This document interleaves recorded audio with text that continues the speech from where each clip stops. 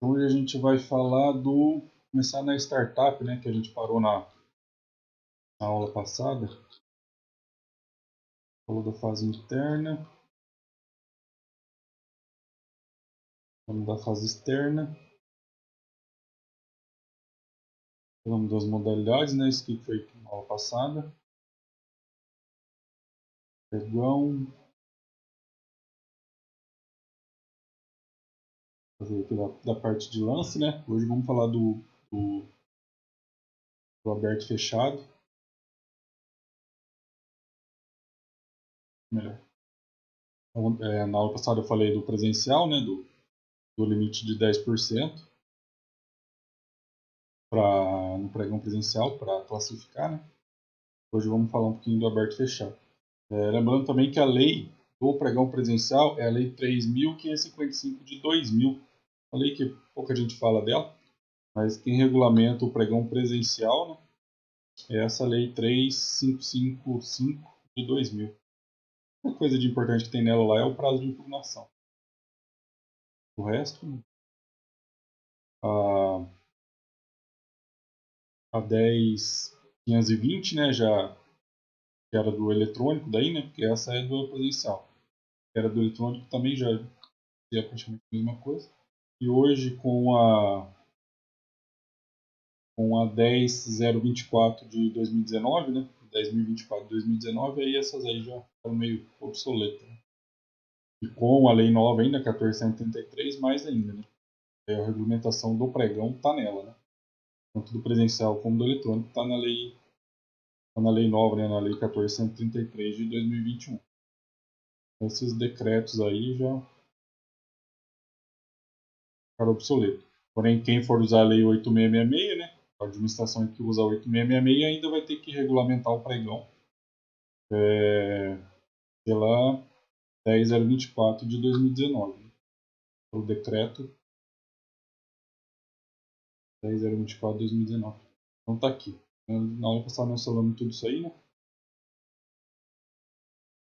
E hoje vamos falar dessa lei das startups aqui. Isso aqui, vou dar uma passada só para vocês saberem que existe, ter uma noção, né?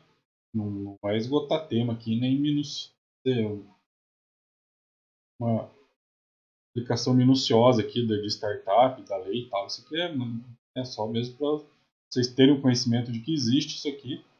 E, né, se for indagado aí, se alguém perguntar alguma coisa e tal, vocês vão saber responder, não vão ficar perdidos, né? Nossa, não sei nem o que é. Nem sabia que existia, né? Então, sim, dou uma passada geral aqui para vocês saberem que existe e precisar conversar sobre o assunto, pelo menos vocês vão saber. Mas a minha ideia aqui não é esmiuçar, não, né? Falar aqui detalhadamente. A imagem tá boa aí, né? Tá dando tamanho bom, tá dando para enxergar legal na tela. Pelo zoom lá é mais fácil. Por aqui é um outro programa aqui que tem que usar, então eu não sei como é que tá melhor. Vamos lá, o que tem a ver nessa lei de startup com as licitações? Porque o nosso assunto aqui é licitação, né? Não é startup. Na verdade, essa lei da startup ela trouxe uma nova modalidade de licitação, pode chamar assim. Dentro da lei de startup tem uma nova modalidade de licitação que já não está lá na lei 1433. Então você percebe como as coisas acontecem em licitação? Você vê, a lei de 2019, essa aqui é 2021, e essa aqui já trouxe uma coisa nova que não está lá na lei de 2019, na 1433. Então é isso que acontece, na verdade. Por exemplo, a 8666. Por que ela tinha tanto remendo e tanta coisa e era tudo esparso, uma coisa na lei 8666, outra num decreto aqui, outra no outro decreto lá, outra numa outra lei? É mais ou menos isso aqui. Né? Porque as outras leis também vão falando sobre licitação e incluindo algumas coisas. Né? Não deveria ser assim, né? Deveria ter a lei de licitações e tudo que é referente à licitação deveria estar lá nela, né? Mas infelizmente não é o que ocorre. Né? Então aqui, né, a gente já tem um exemplo disso, que é isso aqui, né, a lei de startup que está trazendo uma regulamentação, né, trazendo aqui uma modalidade nova de licitação. Tudo bem, não é tão nova assim, não muda muito, é praticamente lá aquele diálogo competitivo, né. Aqui está com outro nome e tal, mas mais ou menos a mesma coisa com umas coisinhas a mais. Resumir assim, né? Mas está fora da lei de licitações já. Então por isso que eu passo aqui para vocês saberem que existe, né? Dificilmente vai ser usado, né? Assim, acredito que vai ser muito pouco usado, mas tem que saber que existe pelo menos e como é que funciona. Então vamos lá. Essa aqui é a Lei Complementar 182 de 2021, trouxe uma nova modalidade de licitação chamada de soluções inovadoras. Então aqui eles estão chamando de soluções inovadoras. Então é uma modalidade parecida com um diálogo competitivo, mas com a particularidade que pode contratar mais de uma empresa e o emprego de tecnologia na solução dos problemas a serem resolvidos. Né? Então, aqui, qual que é a diferença dessas soluções inovadoras, né? Lá para o diálogo competitivo, lá, que daí essa sim está com a previsão lá no tipo de licitação, lá na 86, na 1433. Então, a diferença basicamente é essa aqui, porque aqui, por essa lei da startup aqui, e se o tipo de contratação for, né, dessa modalidade para essas soluções inovadoras, na verdade não precisa fazer um contrato só, né? Não se escolhe uma empresa só para fazer aquele serviço, para dar aquela solução, né? Aqui pode se escolher mais de uma, a lei não fala quantas, né? Então pode escolher 2, 3, 4, pode ser.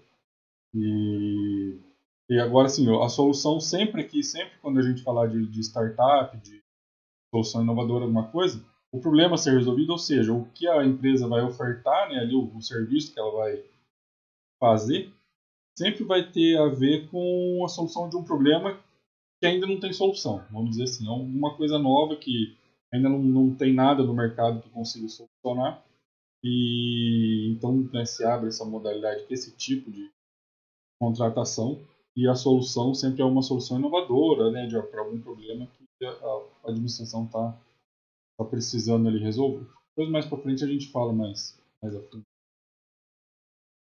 Mas assim, para usar isso aqui sempre tem que ter essa questão aí. E a diferença, né, entre uma e outra é mais ou menos isso. Se contrata várias e a solução sempre é para alguma coisa inovadora, algum problema novo a ser resolvido. Lá no diálogo competitivo, não necessariamente. Então, as licitações e os contratos a que se refere este capítulo têm por finalidade resolver demandas públicas que exijam solução inovadora com emprego de tecnologia e promover a inovação no setor produtivo por meio de uso do poder de compra do Estado. Então, é isso que eu estava falando, né? Sempre tem que ser alguma coisa inovadora. E assim, como a gente está falando de startup, sempre relacionado à tecnologia, né? Alguma coisa ao setor tecnológico, alguma coisa de software, de desenvolvimento de algum produto ali, mas relacionado à tecnologia, alguma coisa robótica, né? Alguma coisa desse tipo aí. A licitação poderá selecionar mais de uma proposta para a celebração do contrato e caberá ao edital limitar a quantidade de propostas selecionáveis. Né? Estava falando. A lei não fala quantas propostas, mas o edital vai ter que dizer, né? A gente vai poder selecionar até duas propostas, vamos poder selecionar até 4 propostas. Né? Então ali esse limite vai ter que estar no edital. O edital de licitação será divulgado com antecedência em 30 dias corridos até a data de recebimento das propostas. Então, isso aqui é aquele prazo lá entre a divulgação no Diário Oficial, né? A gente sempre fala Diário Oficial, mas né, hoje em dia é mais comum a divulgação em algum meio eletrônico, onde os sites captam, né, captura essa divulgação aí, e aí dispara para quem assina ali e tem interesse, né? Conforme o ramo pertinente e tal. Mas é esse prazo aí de divulgação, né, da publicação do edital, ou seja, do aviso de que o edital abriu, até o dia lá que as empresas lá ou as pessoas vão poder propor, né, o seu trabalho lá, né, a sua solução, no mínimo 30 dias, né? Então fica esse período de no mínimo 30 dias aí para a divulgação do edital. Então, as propostas serão avaliadas e julgadas por comissão especial, integrada por no mínimo 3 pessoas de reputação ilibada e reconhecido conhecimento no assunto, dos quais uma deverá ser servidor público, integrante do órgão para o qual o serviço será contratado, e uma deverá ser professor de instituição pública de educação superior na área relacionada ao tema da contratação. Então aqui também é outra inovação, outra diferença, né? Que no mínimo vai ter que ter 3 pessoas aí nessa comissão de avaliação, né? Essa comissão de julgamento vai ter que ter no mínimo 3 pessoas, né? Sendo algum professor, né? De alguma instituição pública, da área, né? O servidor também da área, né? Que tem um conhecimento ali sobre o assunto. Então, né, no mínimo isso, né? Um servidor que conhece do assunto, que é do órgão ali, e um professor, né? De alguma instituição pública aí também com conhecimento, né? Notório conhecimento na área, né? E ali o terceiro aí, preferencialmente também, lógico que tem conhecimento. Aqui normalmente o ideal seria o quê? Que por mais que, lógico, todos tenham conhecimento, mas de preferência ainda dependendo do assunto, cada um com uma especialização diferente da outra, né? Então, por mais que o assunto seja amplo, mas cada um com uma especialização diferente da outra. Para né, se ter ali um maior critério de julgamento ali para a solução daquele problema, né? Para não depois lá na frente não ter surpresa, né? Os critérios para o julgamento da proposta deverão considerar, sem prejuízo de outros definidos no edital, o potencial de resolução do problema pela solução proposta e, se for o caso, da provável economia para a admissão. Então, aqui assim, os critérios de julgamento, né? É tentar objetivar, né? Fazer uma coisa mais objetiva ali, não deixar o caráter subjetivo desse tipo de avaliação tão grande, né? Tentar ali trazer esse subjetivismo ao mínimo possível. Então, no edital vai dizer ali o que vai ser julgado, né? Vai ser julgado a proposta, a resolução do problema conforme isso, né? O potencial de resolução, né? Então, qual que é a probabilidade que realmente aquilo vai solucionar. Então, sim, no edital ali tem que definir alguns critérios, né? Para quem for ali apresentar o seu trabalho, apresentar a sua solução, saber o que vai ser avaliado, né? Qual os pontos ali que vão ser avaliados. Então, isso precisa ser definido no edital e, no mínimo, né? Assim, no mínimo vai ter que ter ali tem que considerar, né? Esse julgamento, né, essa proposta, os escolhidos, tem que o julgador ali, né, esse pessoal da comissão, tem que no mínimo levar em consideração isso, né, a resolução do problema. Né? Então a solução, né, realmente vai resolver, a proposta ali tem o condão mesmo, né, tem um objetivo, vai conseguir resolver o problema. E quanto essa solução vai trazer de economia ali para a administração que está celebrando esse contrato, né? Porque não adianta também só solucionar um problema, mas automaticamente gerar mais gasto, gerar mais, né, mais algum tipo de dor de cabeça aí, né? Não resolve. Além de resolver o problema, precisa também gerar economia, tem que trazer ali vantagens, né, para esse órgão que está contratando desse jeito aí, que está fazendo essa licitação. Esses dois critérios são os mínimos, né? Depois no edital ali precisa ser especificado mais critérios de julgamento conforme o que está sendo contratado. Então, a viabilidade e a maturidade do modelo de negócio da solução, né? Então, que seria mais um critério, né? Quanto essa proposta, quanto essa solução, né, é madura, quanto que realmente ela é possível, né? De sair do papel e ser colocada em prática.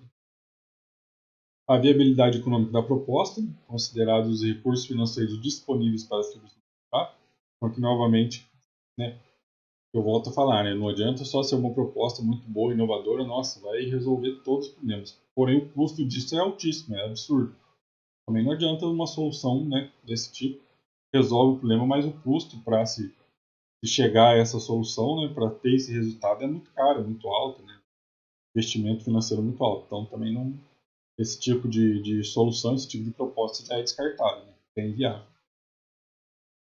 A demonstração comparativa de custo-benefício da proposta em relação às opções funcionalmente equivalentes. Né? Então, assim, quanto é diferente essa solução que está sendo proposta do que já tem no mercado? Né? Quanto realmente é inovadora, né? E aí a gente volta a falar, né? Que desde a primeira aula lá que a gente está falando, porque a licitação é sempre objetivo custo-benefício, né? Tem que ser uma coisa boa, mas com um custo razoável, né? Ali, então, sempre custo-benefício. É solução e preço, né? Tem que ter um certo equilíbrio aí para a gente poder dizer que é um custo-benefício bom, né? Que existe um custo-benefício ali nessa contratação. Então, qual é o custo-benefício dessa proposta que está sendo levada ali, né, como uma das soluções? E após a homologação do resultado da licitação, a administração pública celebrará contrato público para solução inovadora, com as proponentes solucionadas, com as proponentes selecionadas, com vigência limitada a 12 meses, prorrogável por um período de mais 12 meses. É a modalidade que busca incentivar o desenvolvimento tecnológico e melhorias da administração pública. O principal objetivo é investir em softwares e aplicativos capazes de melhorar os programas públicos e gastos públicos. Então aqui, né, aqui que a gente já percebe que isso aqui, assim, a aplicação real disso aqui é mais pensando, né, em software, né, em desenvolvimento de software. Hoje em dia a administração pública é muito carente de software, né, de solução tecnológica desse tipo, né, de algum tipo de programa ali que o servidor lá vai alimentando lá com os dados e a partir disso se consegue algum tipo de melhoria, né, para os serviços públicos, ou o órgão lá ele sente a necessidade né, de ter alguma coisa, né, de conseguir monitorar algumas coisas e não consegue por falta de software, por falta de programa. Então, quando o órgão público aparecer essa necessidade para ele, surgiu essa necessidade para o órgão de, nossa, a gente tivesse um programa que, né, trouxesse informações assim, assim, assado, que fizesse isso, aquilo, a gente ia conseguir ter um desenvolvimento melhor que então. Então, nesse caso, se abre uma licitação desse jeito aqui, onde a administração, o órgão público lá, ele vai dar o problema, vai falar, olha, eu preciso de uma solução para isso aqui, ó, eu preciso obter esses dados aqui para melhorar isso aqui, e hoje eu não tenho como conseguir.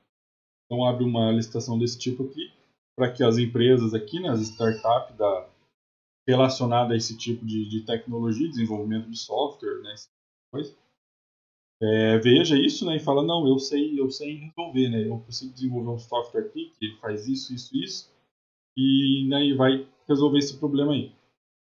E então, aí no dia lá marcado, essa empresa, ou até pode ser uma pessoa mesmo, vai lá e apresenta, né, apresenta lá a sua solução, né, e aí a partir disso é feito esse critério de avaliação aqui e tal, e ver a viabilidade de contratação e tudo mais. Né?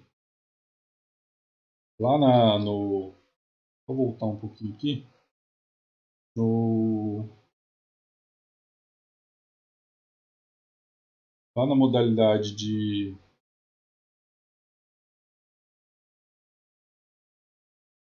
Fugiu o nome aqui. Diálogo competitivo.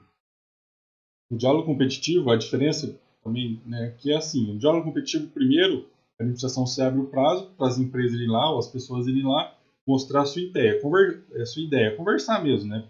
Apresentar lá a ideia. E depois disso, né, se seleciona algumas empresas para que elas daí em outro dia, né, outro momento, apresentem as propostas daí, né? Então no diálogo, primeiro tem esse diálogo, por isso que chama diálogo dito, primeiro tem essa conversa para ver se a solução realmente é pertinente e tal. Passou, vamos dizer assim, é como se fosse fase, né? A empresa passou pela primeira fase, que é o diálogo competitivo. Então ela está classificada para ir para a segunda, né? Vamos dizer assim, só para vocês entenderem. Aí nessa segunda fase é onde ela vai apresentar as propostas, e aí, tipo assim, vamos dizer assim, vai ter o certame mesmo. Então só vai para o certame quem passar por essa primeira fase, que é o diálogo competitivo, que é a apresentação da ideia. Depois de apresentar a ideia, aí se vai para a fase de preço lá, de disputa, né, de apresentação de preço. Aqui não é lance, né, como se fosse uma tomada de preço, uma carta convite, uma concorrência, né, assim, apresentação de proposta mesmo, com preço e tudo mais. E, né, mas assim, essa já é outra diferença, né? no diálogo competitivo tem duas fases. A primeira, que é o da conversa ali, que seria a classificação, e a segunda, que é o da apresentação daí de preço, né, de documentação e tudo mais, né? Já que na startup não, seria uma coisa só, né? Você apresenta tudo ali e até os critérios de preço aqui para a startup não é simplesmente recebimento em dinheiro, né? Tem alguns detalhes que depois vocês podem ver na lei lá que fica certinho, até por isso que eu não trouxe. Mas aí pode ser por retorno econômico, ou seja, a empresa recebe conforme a economia daquilo que ela está propondo, né, gerar. Aqui também os direitos desse software, desse programa são cedidos para o órgão, né, tem que ser cedido para o órgão utilizar isso aí como quiser depois, como se fosse direito dele, né, como se ele tivesse contratado uma empresa terceirizada para desenvolver um software e a empresa desenvolveu, depois ele pode usar como quiser. Né? Então tem uns detalhes a mais aí. Mas em regra, né, assim, é isso. Só para saber que existe e funciona assim, né? Essa questão da startup aí, essa modalidade dentro da lei da startup.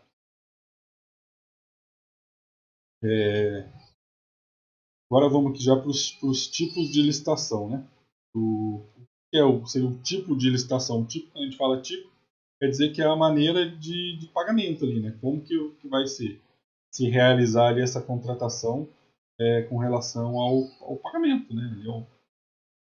Ao lance que você vai propor, ao preço que você vai propor, né? E que tipo que vai ser isso, né? Modalidade é o tipo da licitação, o tipo do processo, né? Vamos dizer assim.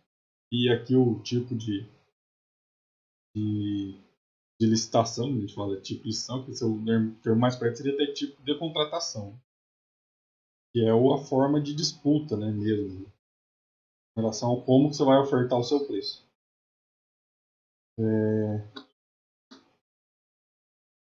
Deixa eu só parar um minutinho aqui para eu dar uma olhada se está tudo certo aqui.